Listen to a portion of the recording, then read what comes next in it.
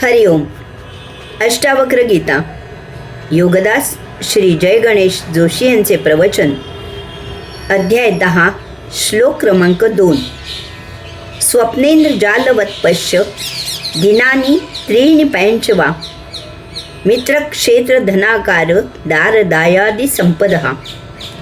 भावार्थ: मित्र, शेत जमीन, धन, घर, इमला, पत्नी, भाऊ इत्यादी सर्व संपदेकडे स्वप्नवत इंद्रजालाप्रमाणे पहा, कारण ही सर्व 3 ते 5 दिवसांची सोबत आहे. हिंदू संस्कृती शाश्वत चिर अक्षर असलेल्याला तत्व मानते. विश्वासह सर्व वस्तू जगत या अशा शाश्वतामधून निर्माण झालेले आहे. परंतु ही निर्मिती अशाश्वत, कालाधीन, नष्ट होणारी आहे. काही काळापुरतीच येथे स्थिर राहणारी आहे. ज्याचा त्याचा कालावधी भरला की हे सर्व निर्माण त्या निर्माणातच लय होते.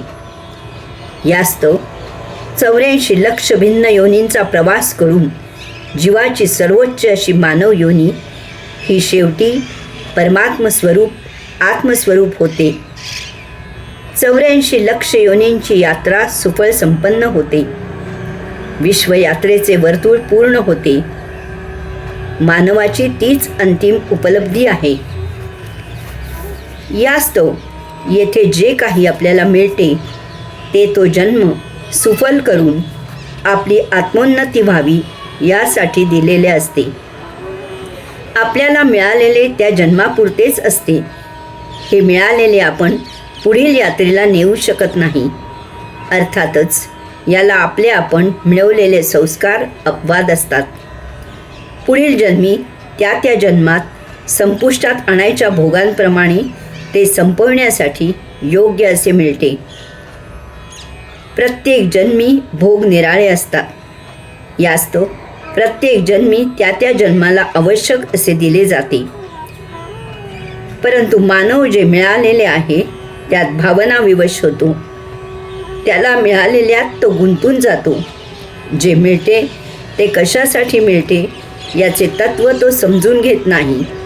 यात भौतिक वस्तुजगताच्या भोगापवर्गतेची भर मन आणि देहादी इंद्रिये घालतात.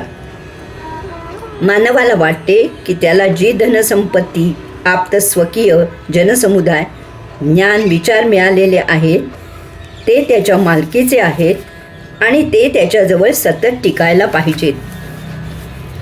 त्याने ज्ञानाने समजून घ्यायचे आहे की हे सर्व त्याला सद्य विशिष्ट जन्म सुफल करून संचित भोग संपुष्टात आणून आत्मोन्नती साधण्यासाठी अनामत म्हणून दिलेले आहे.